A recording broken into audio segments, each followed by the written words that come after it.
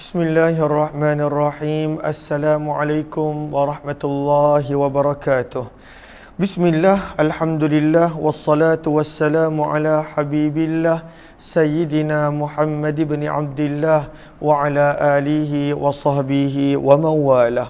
Subhanaka la ilma lana illa ma 'allamtana innaka antal alimul hakim wa la haula wa la quwwah illa billahil aliyyil azim.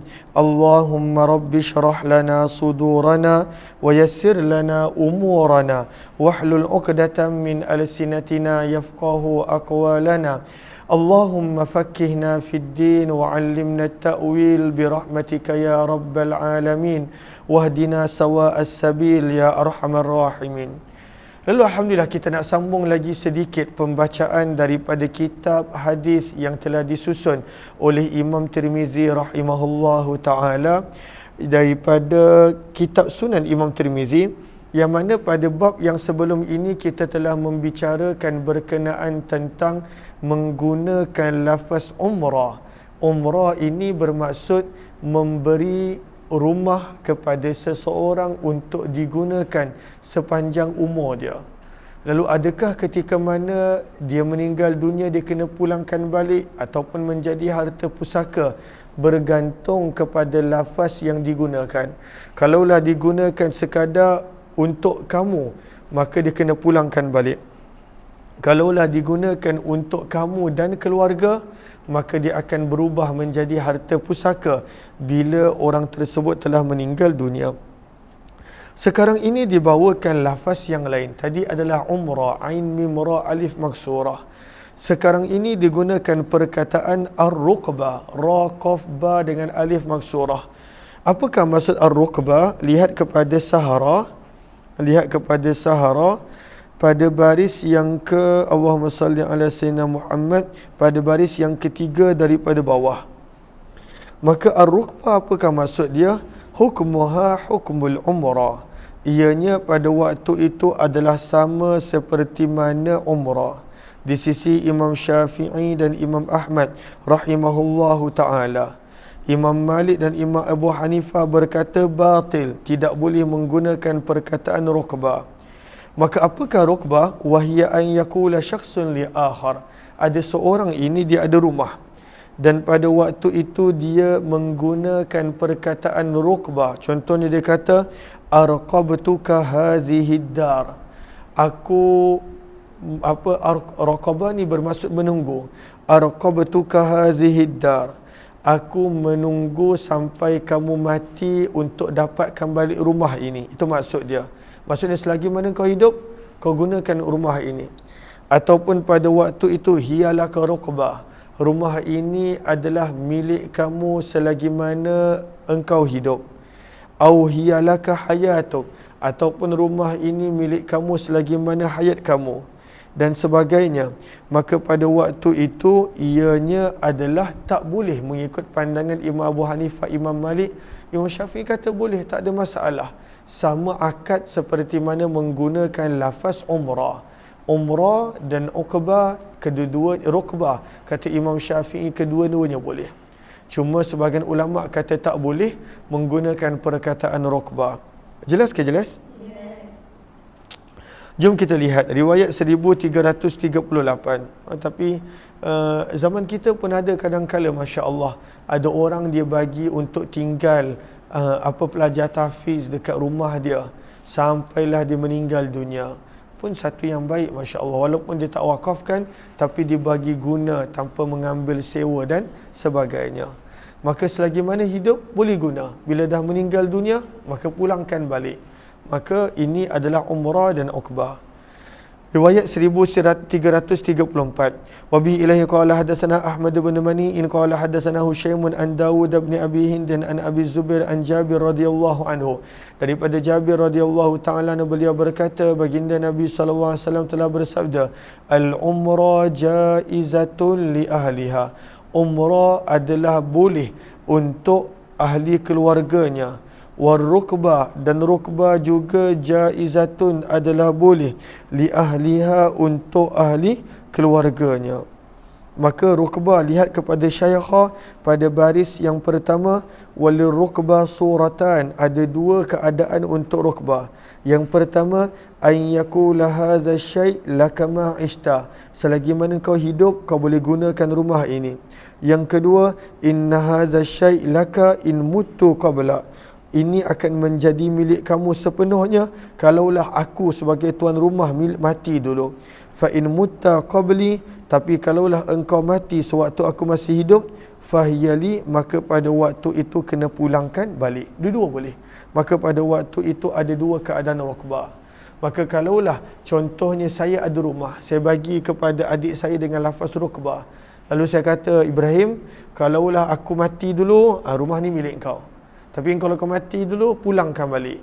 Maka pada waktu itu adalah dipanggil rukbah dan dia tidak menjadi akan hibah kalaulah contohnya orang yang tinggal tersebut mati terlebih dahulu. Okey, lalu kedua-duanya jaiz. Maka sebab itu Imam Syafi'i kata jaiz, Imam Abu Hanifah kata tak boleh menggunakan perkataan rukbah.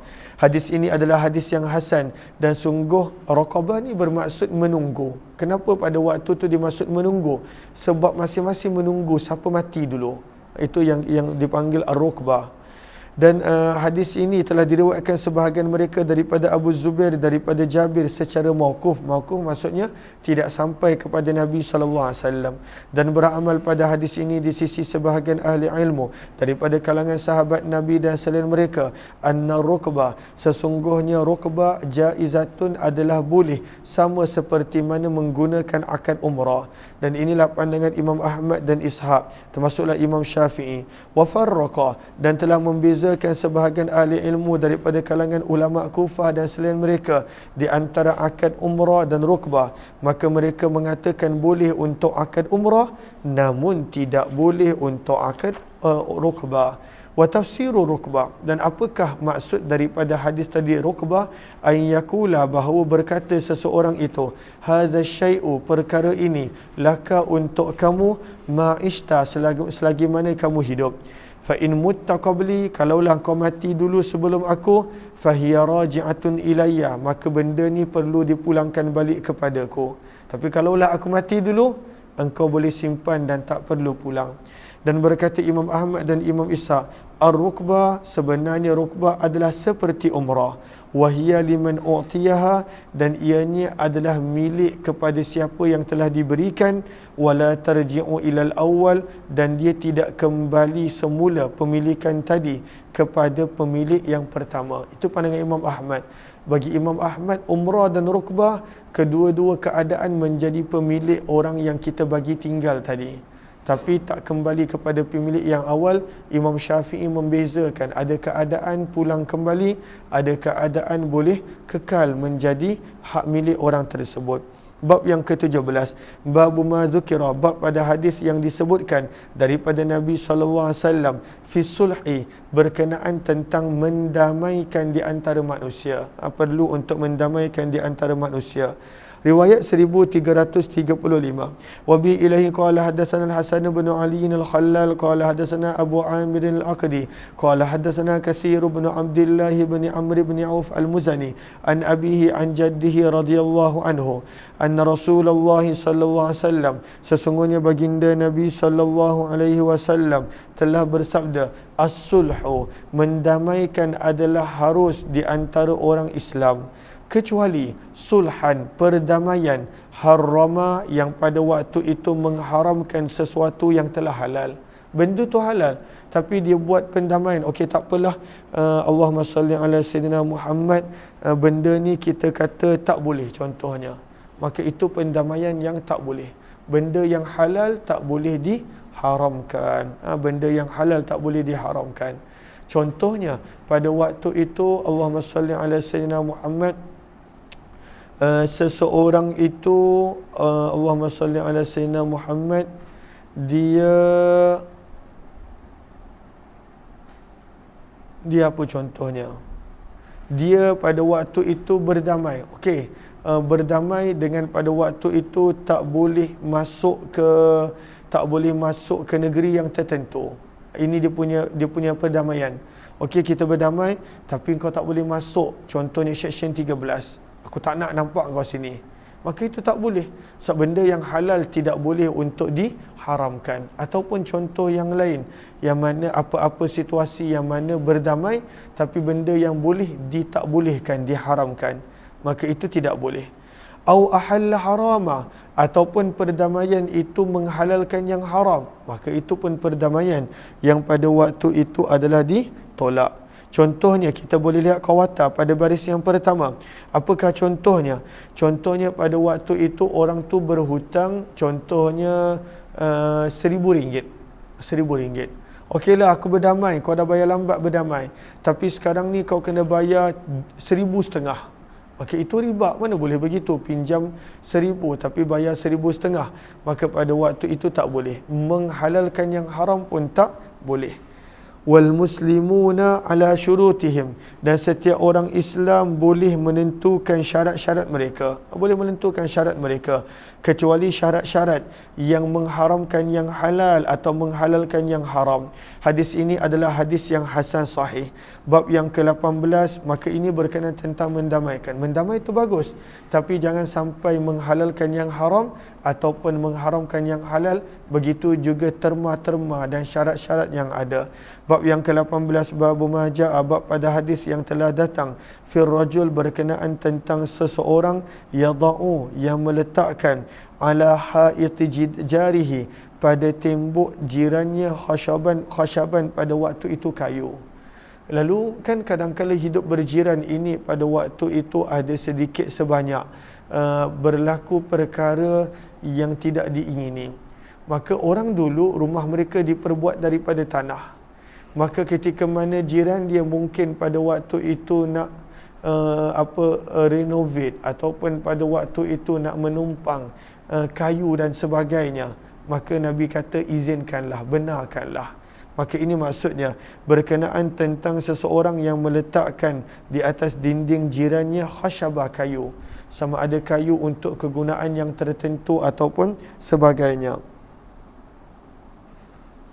Sebab itu lihat kepada syaikha, ar-rajul, seseorang apabila dia berniat untuk meletakkan kayu ke atas dinding jiran dia, maka daripada sudut semangat kejiranan janganlah dia halang.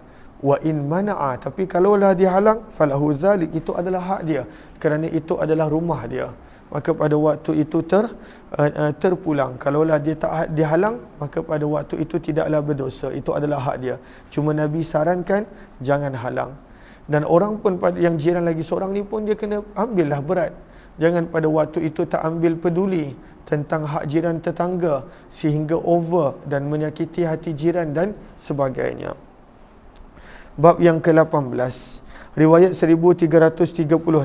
Wa bihi ilahi qala hadatsana Sa'id bin Abdul Rahman qala hadatsana Sufyan bin Uyainah an Az-Zuhri an Al-A'raj an Abi Hurairah, daripada Abu Hurairah radhiyallahu taala anhu, beliau berkata, sami'tuhu, aku telah mendengar baginda Nabi sallallahu alaihi wasallam bersabda, sami'tu yaqul, aku telah mendengar baginda Nabi SAW bersabda, idza sta'zana, apabila meminta izin, ahadakum, kepada salah seorang daripada kamu, jaruhu, jiran dia minta izin, ayyaghriza, untuk menyandarkan, untuk meletakkan khashabatan kayu, fi jidarihi, pada dindingnya, fala yamna'hu, maka janganlah dihalang. Tapi kalaulah dia halang, maka pada waktu itu tidak mengapa, itu hak dia. Sebab itu lihat kepada Sahara pada baris yang pertama, as-sahhuma an-nadab. Hukum ini adalah hukum sunat, bukannya wajib. Falamma haddatha Abu Hurairah, maka ketika mana Abu Hurairah menceritakan hadis yang sama kepada jemaah dia, ta'ta'u, mereka semua telah menundukkan ru'usahum, kepala-kepala mereka. Faqala, maka berkata Abu Hurairah, mali arakum anha mu'ridin, mengapa aku melihat kamu berpaling daripada sabdaan Nabi, wallahi, demi Allah, la armiyanna, pasti dan pasti aku akan membaling, biha, dengan kalimah ini ataupun dengan kayu ini, baina aktafikum, di antara bahu-bahu kamu. Apakah yang dimaksudkan dengan baling di situ? Lihat kepada Arafah pada baris yang ke-245 daripada bawah.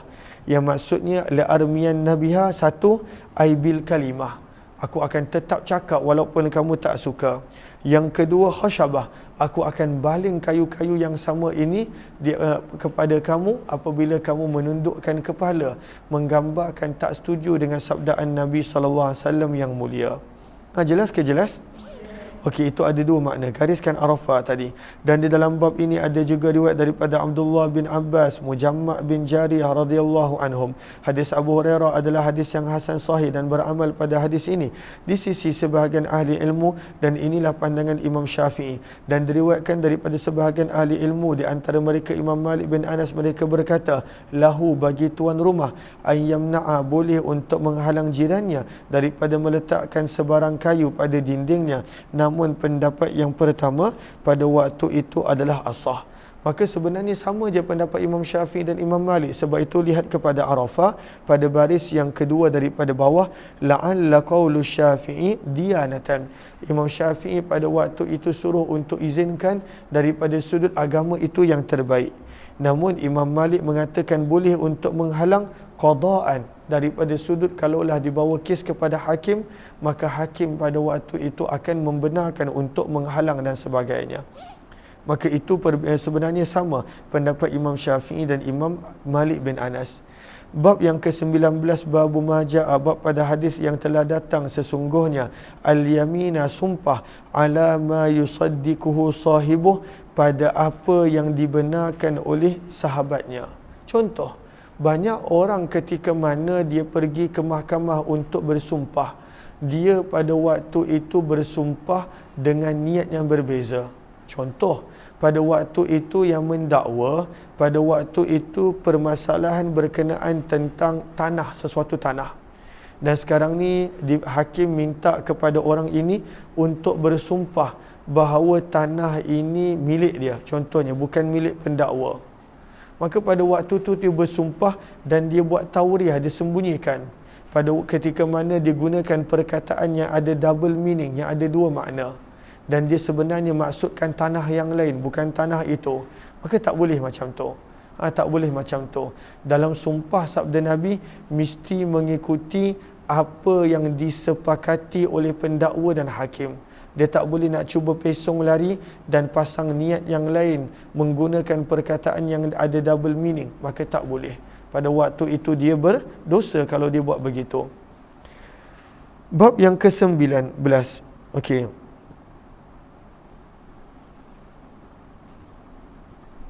Okey, apabila tauriah adalah sebenarnya boleh dan hadis ini menggambarkan tidak boleh, maka sebab itu kata para ulama, baris yang muka surat seterusnya, Syaikha, innal mustahlif in kana zalima, kalaulah orang yang pada waktu, kalaulah apa pendakwa, orang yang meminta bersumpah pendakwa adalah seorang yang zalim, maka pada waktu itu yang diambil kira adalah niat orang yang bersumpah, sebab dia yang kena zalimi.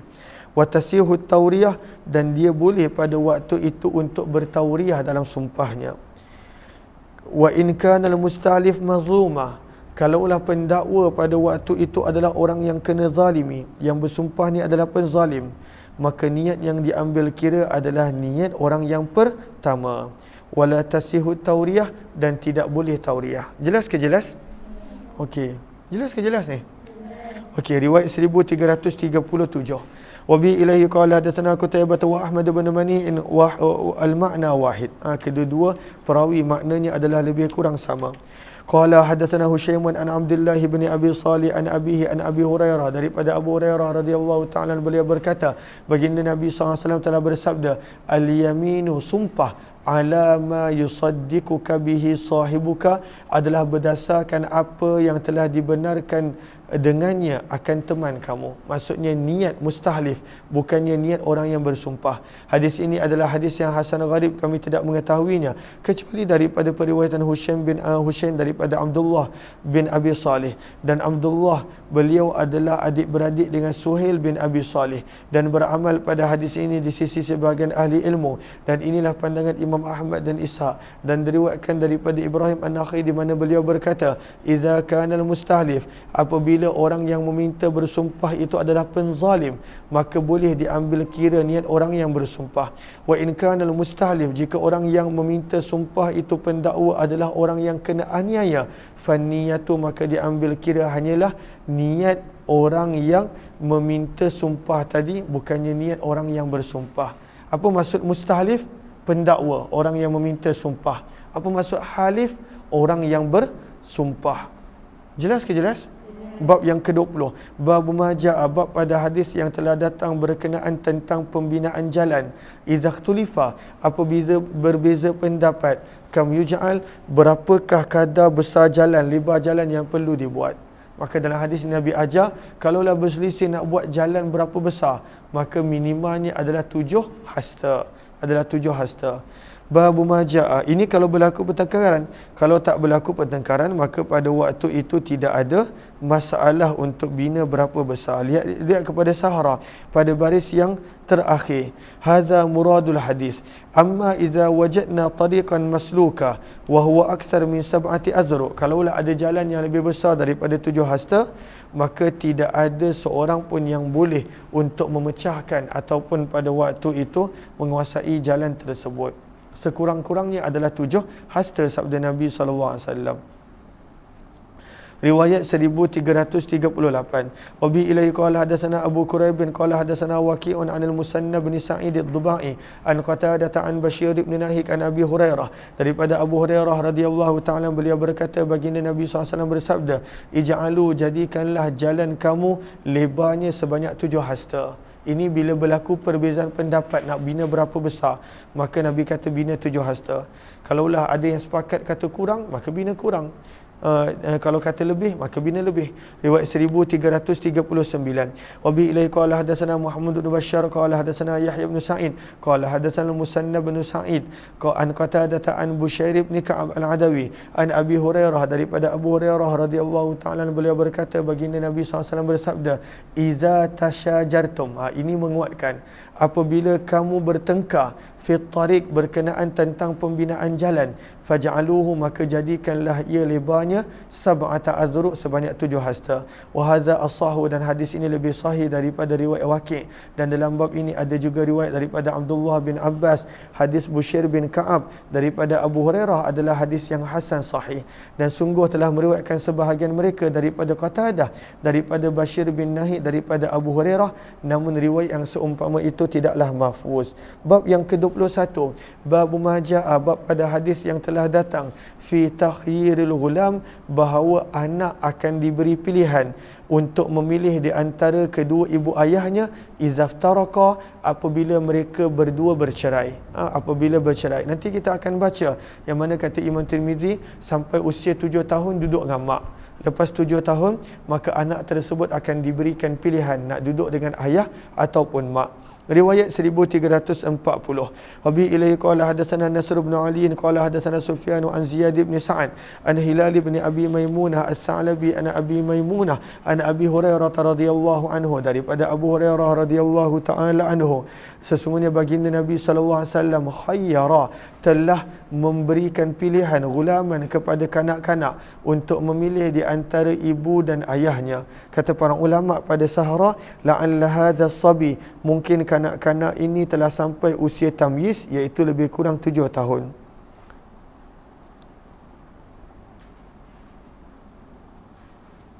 Okey. Dan di dalam bab ini ada juga riwayat daripada Abdullah bin Ammar dan datuk kepada Abdul Hamid bin Ja'far. Hadis Abu Hurairah, hadis yang hasan sahih. Wa Abu Maimunah, dan nama perawi Abu Maimunah namanya adalah Sulaim, dan beramal pada hadis ini di sisi sebahagian ahli ilmu daripada kalangan sahabat Nabi dan selain mereka. Mereka berkata, yukhayyaru, diberikan kanak-kanak pilihan untuk memilih di antara ibu dan ayahnya, idza waqa'at, apabila terjadi di antara ibu dan ayah al-munaza'atu, pergaduhan dalam penjagaan anak.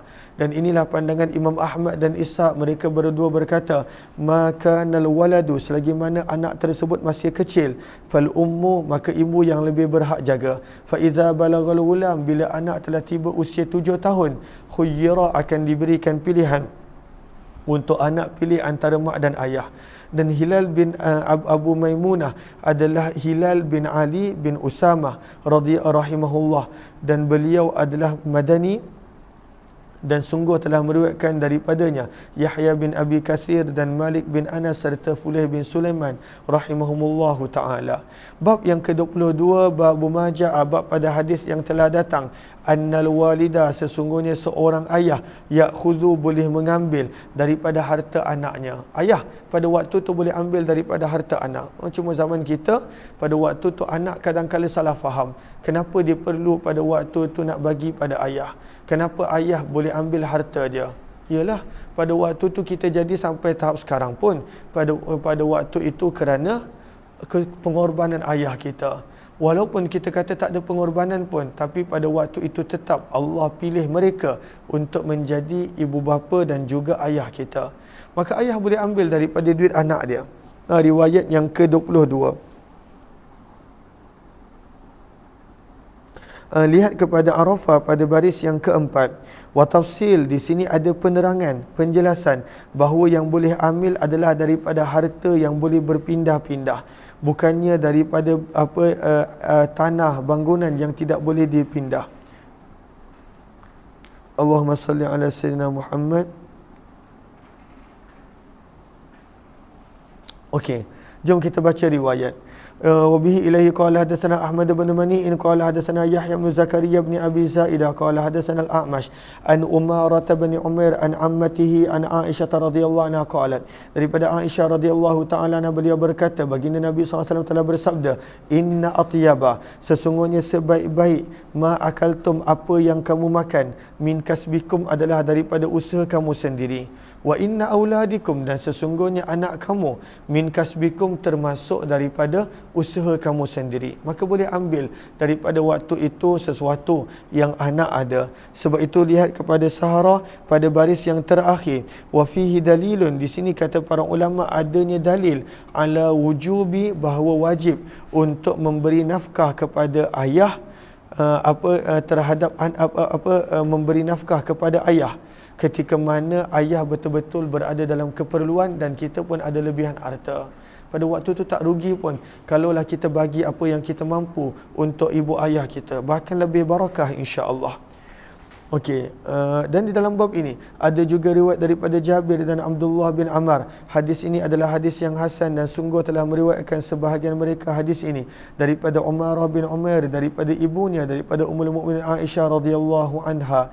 Wa aktsaruhum, dan kebanyakan daripada mereka berkata, an ammatihi, daripada makciknya daripada Aisyah. Dan beramal pada hadis ini di sisi sebahagian ahli ilmu daripada kalangan sahabat Nabi dan selain mereka. Mereka berkata, inna yadal walid, sesungguhnya tangan ayah, mabsutatun, boleh meliputi pada keseluruhan harta anaknya. Ya'khudhu, ayah sebenarnya boleh mengambil masya'a, apa yang ayah nak. Pada waktu itu tidak akan dihukum, tak dikira mencuri ayah mengambil daripada duit anaknya. Tapi tak adalah sampai ayah perlu ambil. Kita kalau boleh, kita ada peruntukan untuk ayah kita. Kalaulah kita tak boleh bagi banyak, bagi sedikit. Kalaulah tak boleh bagi sedikit, maka bagi banyak. Pada waktu itu kita cuba untuk bagi. Allah akan tambahkan rezeki insya-Allah. Sebahagian berkata, la ya'khudhu, ayah tak boleh ambil daripada harta anaknya kecuali ketika mana indal hajah, benar-benar dalam keperluan. Bab yang ke-23, kebanyakan daripada kita, kadangkala ayah kita sanggup bersusah payah untuk kita. Maka cuma kadangkala bila kita, anak-anak tu dah besar, dia tak sanggup nak bersusah payah demi ibu bapa. Bab yang ke-23, babu majaa, bab pada hadis yang telah datang, fi man yuksar, pada orang yang telah dipecahkan miliknya, lahu miliknya, asyai'u sesuatu, mayuh kamu, maka apakah yang akan diputuskan untuknya, min malil kathir, daripada harta orang yang memecahkan. Maka kalaulah barangnya dipecahkan, maka pada waktu itu dia boleh dapat ganti rugi. Ini ada kisahnya, riwayat 1342. Wa bi ilaihi qala hadatsana Mahmud bin Ghailan qala hadatsana Abu Daud al-Hafari an Sufyan an Humaid an Anas radhiyallahu anhu, daripada Anas bin Malik radhiyallahu ta'ala, beliau berkata, ahdat, telah memberi hadiah sebahagian isteri Nabi sallallahu alaihi wasallam kepada Nabi akan makanan di dalam satu bekas. Pada waktu itu Nabi dekat rumah Aisyah. Fadarabat, maka Aisyah telah memukul bekas tersebut sehingga dari apa dengan tangannya. Fa'alqat, maka terjatuhlah ma fiha, apa yang ada di dalamnya. Maka Nabi terus tegur Aisyah, ta'am bi ta'am, ahai Aisyah, engkau kena ganti makanan dengan makanan, wa ina'um bi ina', dan engkau kena ganti bekas dengan bekas. Hadis ini adalah hadis yang hasan sahih. Maka bila dipecahkan pinggan bekas seseorang, maka kena ganti. Riwayat 1343. Wa bi ilaihi qala hadatsana Ali bin Hujr qala hadatsana Suwaid bin Abdul Aziz bin Aziz an Humaid an Anas radhiyallahu anhu, daripada Anas radhiyallahu taala, sesungguhnya baginda Nabi SAW ista'ara, telah meminjam kausatan, satu pinggan, satu bekas. Fada'at, maka telah hilang pinggan dan bekas tersebut. Fadaminaha, maka baginda telah bertanggungjawab untuk menggantikannya bagi mereka. Dan hadis ini adalah hadis yang tidak mahfuz, dan hanya senya arada indi Suwaidun wa innama arada indi, di sisiku, kata Imam Tirmizi, Suwaid ingin meriwayatkan hadis yang telah diriwayatkan oleh Al-Thawri, namun hadis Thawri adalah lebih sahih daripada periwayatan yang lain. Bab yang ke-24, bab majaa, bab pada hadis yang telah datang fi haddil buluk, berkenaan tentang had baligh bagi lelaki dan perempuan. Berapakah had baligh bagi lelaki dan perempuan?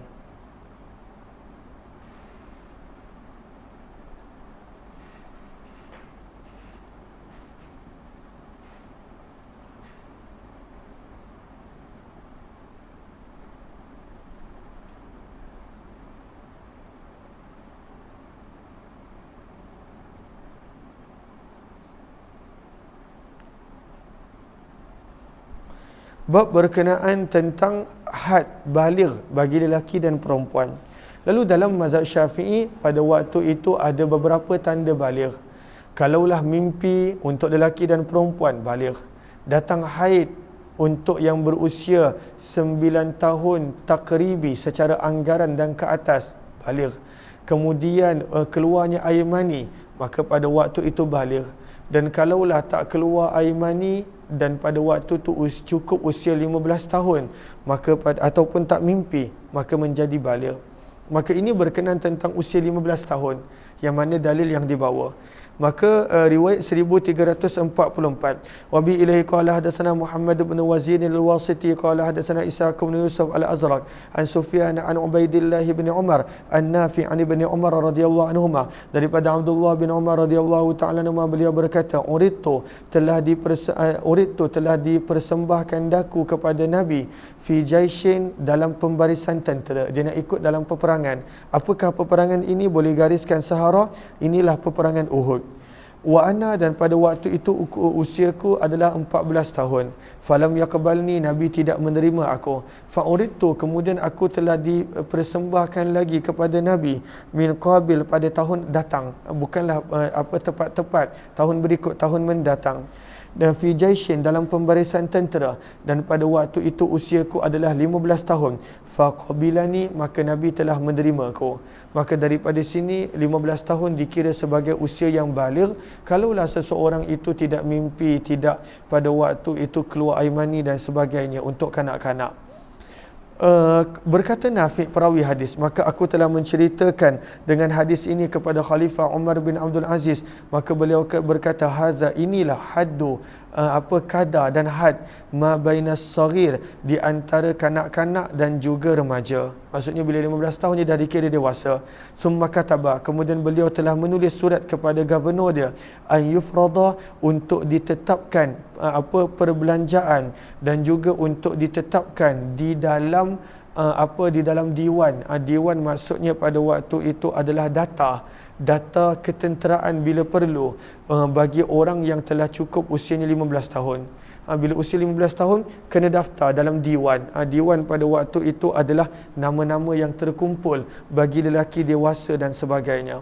Wa bihi ilaihi qala hadatsana Ibnu Abi Umar qala hadatsana Sufyan bin Uyainah an Ubaidillah bin Umar an-Nafi' an ibn Umar radhiyallahu anhu an Nabi SAW, daripada Abdullah bin Umar radhiyallahu ta'ala, sesungguhnya baginda Nabi SAW telah meriwayatkan riwayat yang lebih kurang sama. Namun dalam sanad yang kedua ini tidak disebut sesungguhnya Umar bin Abdul Aziz telah menulis bahawa ini adalah apa yang telah ditetapkan daripada had di antara kanak-kanak dan remaja. Wa dzakara, dan telah disebutkan Ibnu Uyainah pada hadisnya, qala, beliau berkata, haddatsu, telah menceritakan kepadaku Umar bin Abdul Aziz, di mana beliau berkata, hadza, ini adalah had, dan juga sempadan penetapan di antara kanak-kanak wal muqatilah, dan orang yang sudah layak untuk berjuang di jalan Allah. Hadis ini adalah hadis yang hasan sahih. Lalu daripada sini kita nampak nama-nama tersebut dikumpulkan bila usia 14 tahun. Kalaulah ada keperluan untuk berjuang di jalan Allah, mereka ini akan dibuat tawaran dan dipanggil.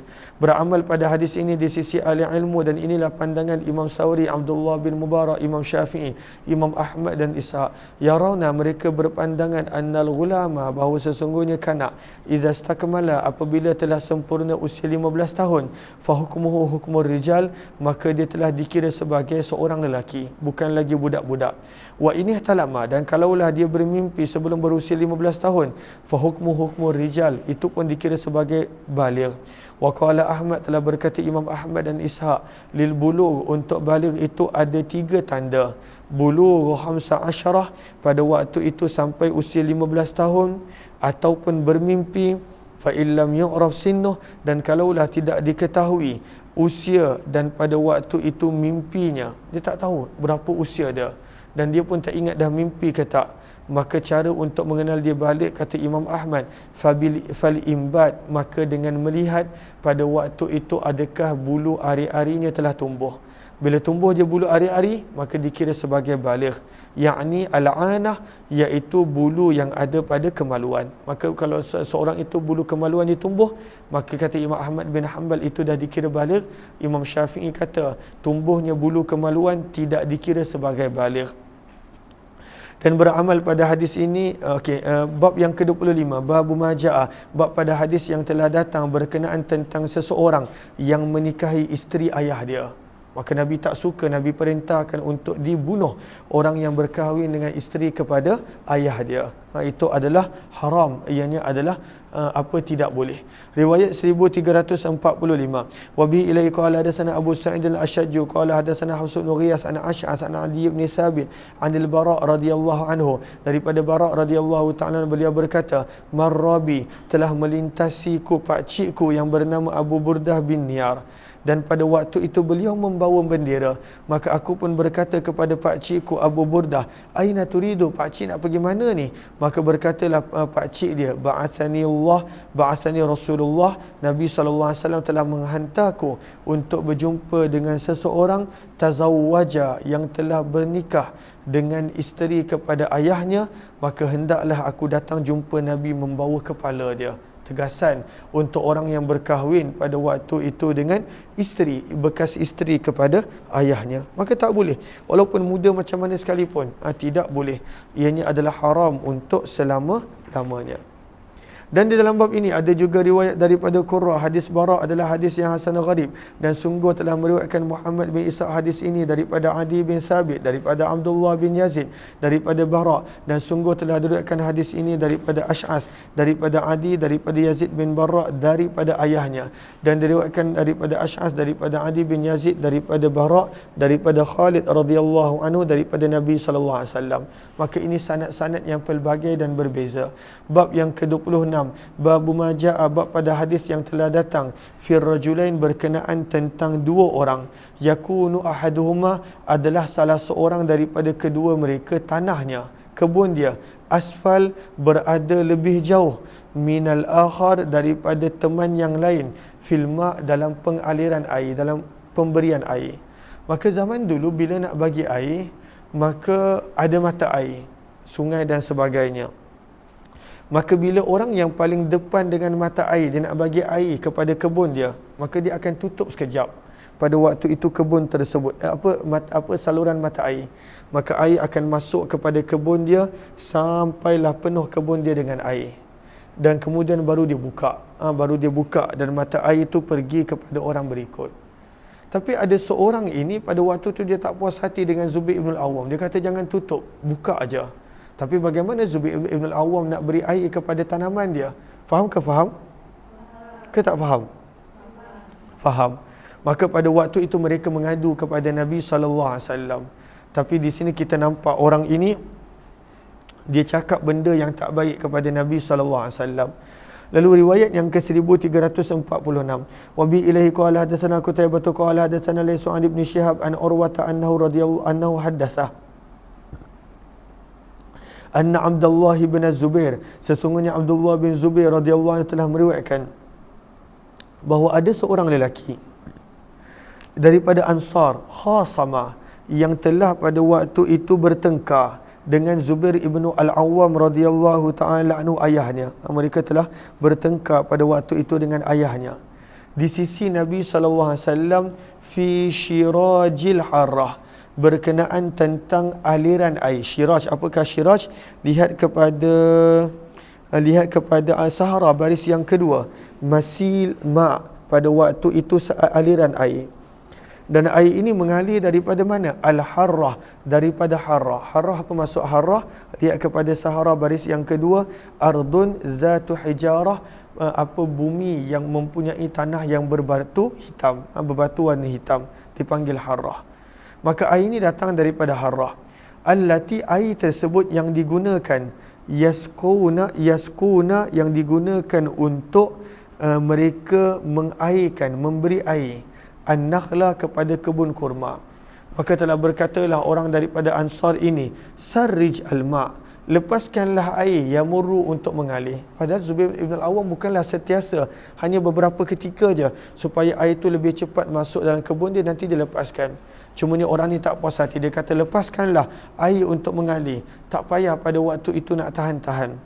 Fa'aba alaih, maka pada waktu itu Zubair ibn Al-Awwam tidak mahu untuk ikut kata orang tersebut. Maka pada waktu itu mereka telah membawa aduan mereka kepada Nabi SAW. Maka Nabi bersabda kepada Zubair, iski, siramilah tanaman kamu wahai Zubair. Bila kamu dah habis siram, thumma arsil, kemudian bukalah air kepada jiran kamu.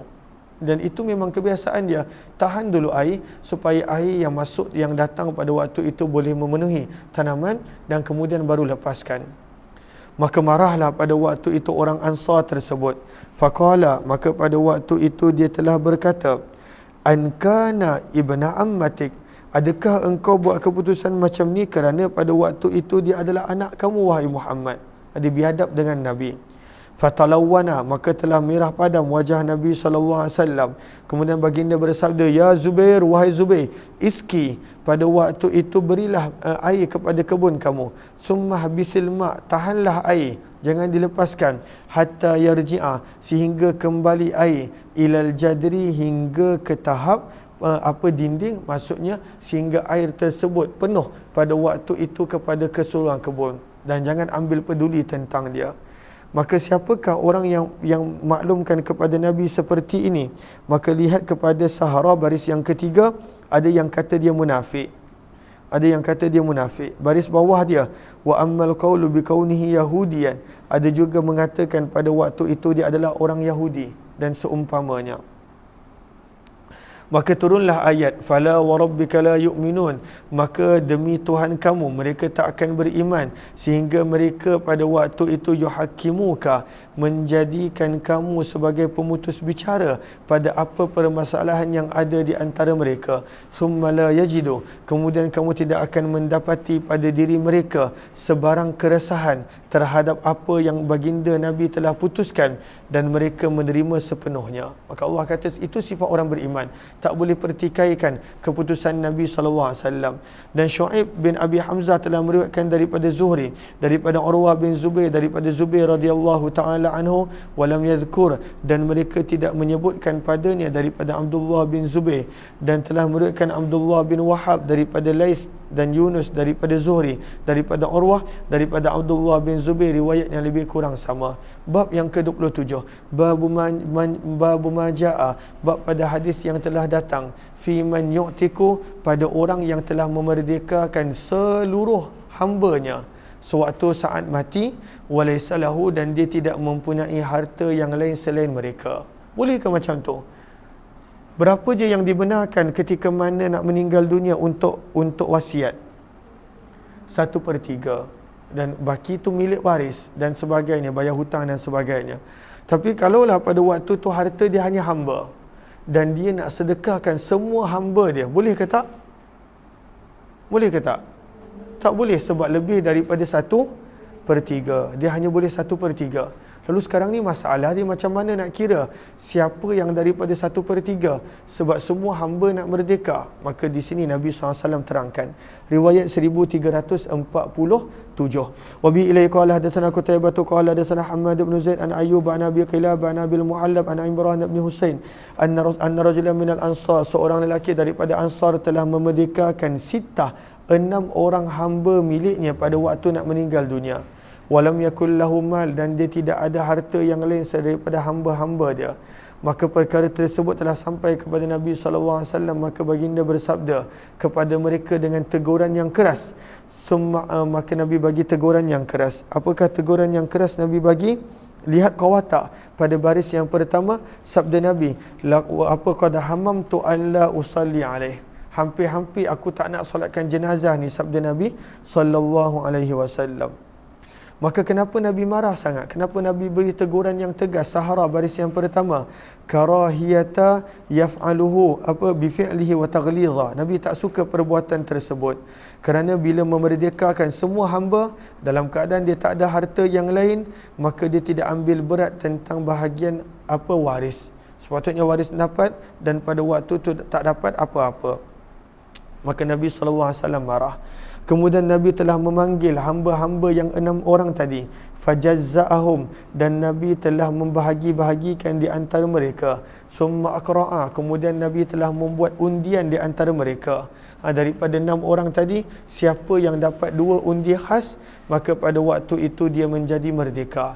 Adapun baki 4 orang lagi, pada waktu itu mesti kekal terus menjadi hamba, sebab tak boleh lebih daripada 1/3 harta si mati. Dalam bab ini ada juga riwayat daripada Abu Hurairah. Hadis Imran bin Husain adalah hadis yang hasan sahih, dan sungguh telah diriwayatkan daripada lebih daripada satu sanad daripada Imran bin Husain, dan beramal pada hadis ini di sisi sebahagian ahli ilmu. Dan inilah pandangan Imam Malik bin Anas, Imam Syafi'i, Imam Ahmad dan Imam Ishaq. Mereka berpandangan al-qur'ata perlu membuat undian pada perkara seperti ini dan juga pada perkara yang lain. Wa amma, adapun sebahagian ahli ilmu daripada para ulama Kufah dan sebagainya, mereka tidak berpandangan bolehnya membuat undian dalam menentukan hukum. Lalu mereka berkata, yu'taku, akan merdeka daripada setiap hamba cuma bahagian 1/3 sahaja. Hanya 1/3 je yang merdeka daripada setiap hamba. Lalu apa yang mereka perlu buat? Wa yustas'a, mereka perlu untuk berusaha mencari duit dalam untuk memerdekakan 2/3 lagi daripada tubuh badan dia. Maka ini berkenaan tentang hamba. Bab yang ke-28, Babu Maja'a. Kata Imam Tirmizi, Abul Muhallab nama penuhnya adalah Abdul Rahman bin Amr, dan dikenali juga sebagai Muawiyah bin Amr. Bab yang ke-28, Babu Maja'a, bab pada hadis yang telah datang berkenaan tentang seseorang yang memiliki keluarganya sebagai hamba. Dalam nak beli hamba, pada waktu tu dia tak tahu, dia beli keluarga dia sendiri. Maka apa yang berlaku? Maka lihat kepada Arafah pada baris yang keempat. Maka kata para ulama, qala Abu Hanifah, barang siapa yang memiliki ahli keluarga sebagai hamba, maka automatik merdeka hamba tersebut. Allahumma salli alaihi. Imam Syafi'i pula berkata, man kana dha qarabah, barang siapa yang ada hubungan anak beranak daripada atas dan juga bawah, maka pada waktu itu automatik akan merdeka. Jom kita lihat hadisnya. Berkenaan tentang orang yang memiliki hamba za mahram, keluarga yang terdekat. Riwayat 1348.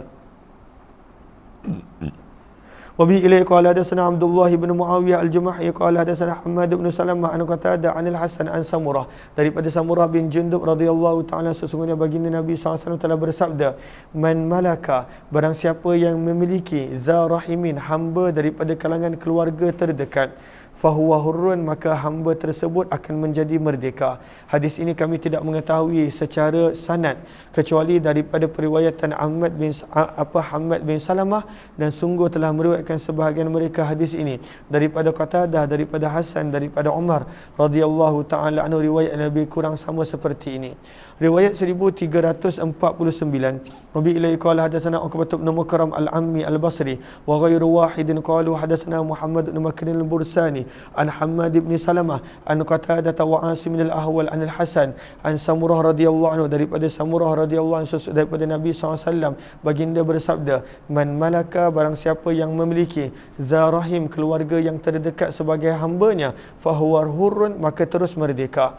Dan kami tidak mengetahui seorang pun yang menyebutkan pada hadis ini kecuali Asim al-Ahwal daripada Hammad bin Salamah daripada selain Muhammad bin Bakar, dan beramal pada hadis ini di sisi sebahagian ahli ilmu.